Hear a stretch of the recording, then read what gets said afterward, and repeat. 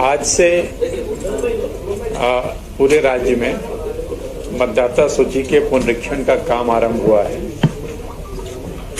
हमारे जो 64,523 मतदान केंद्र हैं, इन सभी मतदान केंद्रों पर मतदाता सूची का प्रारूप प्रकाशन किया गया आज, जिसको हम ड्राफ्ट पब्लिकेशन कहते हैं। ये जो 5 राज्य थे जहां पे विधानसभा के चुनाव हुए थे, ये उन 5 राज्यों के लिए एक टाइम टेबल अलग से बनाया गया है, जिसके तहत आज प्रारूप प्रकाशन हुआ। 6 तारीख से लेकर के 22 तारीख तक जो बूथ लेवल ऑफिसर्स हैं, जिनको हम BLO कहते हैं, ये लगातार कार्यालयीन दिवस में वर्किंग आवर्स में वहाँ पे मतदान केंद्र पे उपस्थित रहेंगे। इसके अलावा 13 तारीख को और 20 तारीख को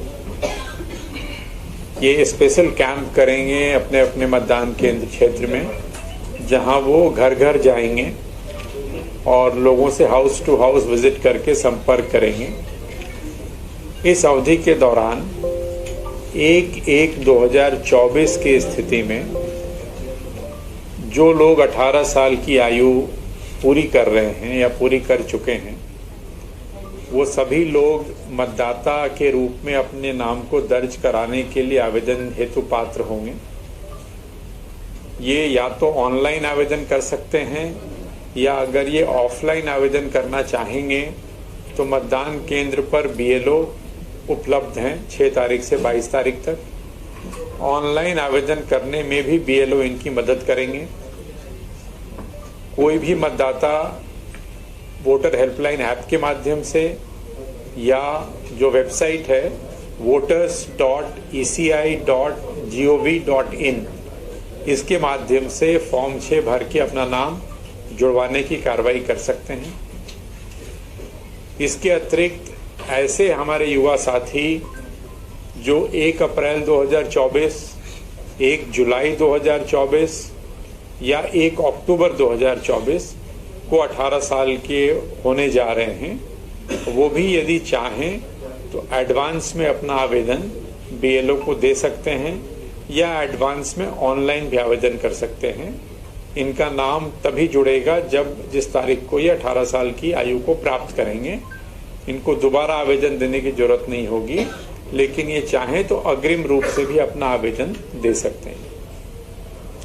प्राप्त आवेदनों का जो निराकरण है वो ERO के लेवल पे किया जाएगा, जो SDMs होते हैं नॉर्मली ERO, और अंतिम सूची का जो प्रकाशन है वो 8 फरवरी को किया जाएगा।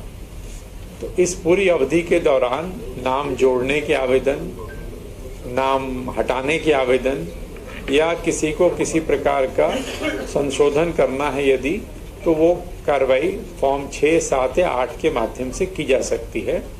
जिनके भी नाम जोड़े जाएंगे या जिनके नामों में कोई संशोधन होगा, इन सभी लोगों को नया voter ID card speed post से बन के उनके निवास के पते पे, जो एड्रेस वो अपने फॉर्म में देते हैं, उस पे उनको प्राप्त होगा। और ये पूरी प्रक्रिया, पूरी कार्रवाई निःशुल्क होगी। आज की स्थिति में आज जो प्रारूप प्रकाशन हुआ है 64,523 मतदान केंद्रों पर, उसके हिसाब से जो मतदाता की कुल संख्या है आज की तारीख में पूरे राज्य में, वो 5,68,98,370 है। ये जनरल इलेक्टर्स हैं, जिनको हम सामान्य मतदाता कहते हैं। इसमें सर्विस वोटर शामिल नहीं हैं। आप जानते हैं कि सर्विस वोटर्स वो लोग हैं जो सेना में पदस्थ हैं, जो अपनी ड्यूटी कहीं और दे रहे हैं। तो जो सामान्य वोटर्स हैं उनकी संख्या 5,59,98,370 है, जिसमें पुरुष मतदाताओं की संख्या 2,87,90,967 तथा महिला मतदाता की संख्या 2,72,06,136 है। इसके अतिरिक्त थर्ड जेंडर के रूप में 1267 मतदाता दर्ज हैं। ये आज की सूची मैं आपसे शेयर कर रहा हूं। 8 फरवरी को जो अंतिम प्रकाशन होगा उसमें फिर मतदाताओं की संख्या इससे परिवर्तित होगी। इसके अतिरिक्त जो सेवा मतदाता हमारे हैं, जो आर्मी में जो लोग अपनी सेवाएं दे रहे हैं, उनकी संख्या 75,326 है। इनमें से 73,028 पुरुष हैं और 2,298 महिला मतदाता हैं।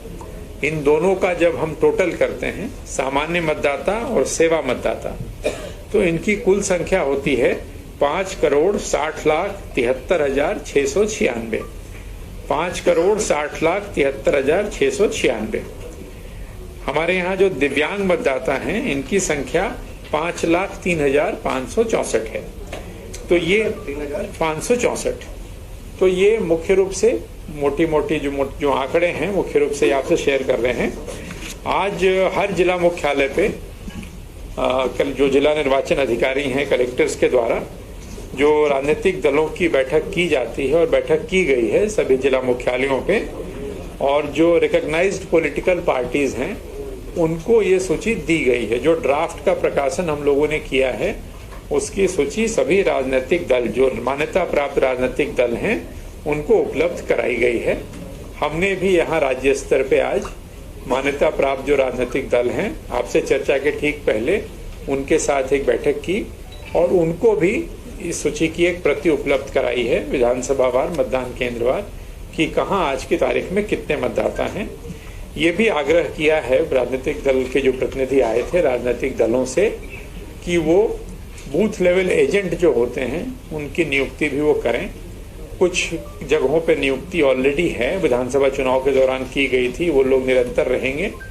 और ऐसे स्थान जहां बूथ लेवल एजेंट की नियुक्ति राजनीतिक दलों के द्वारा नहीं की गई है, वो भी उनसे अनुरोध किया गया है कि वो नियुक्ति करें ताकि उनका भी सहयोग ले सकें।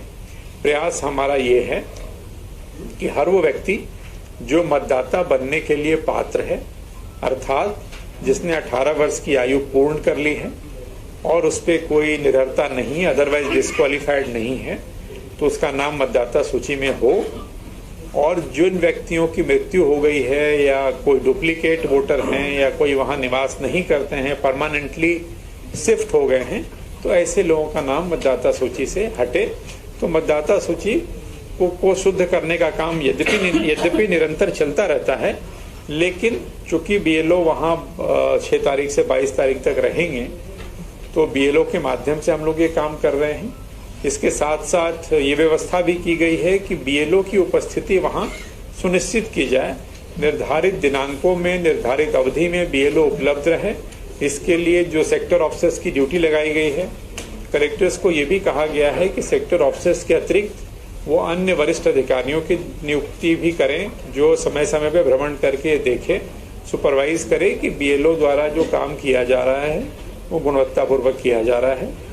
और इसके अतिरिक्त भारत निर्वाचन आयोग के जो निर्देश हैं उसके अनुसार तहसीलदार, नायब तहसीलदार, एसडीएम, कलेक्टर, तमाम अधिकारी स्वयं भी इस प्रक्रिया का निरीक्षण करते हैं आकस्मिक रूप से।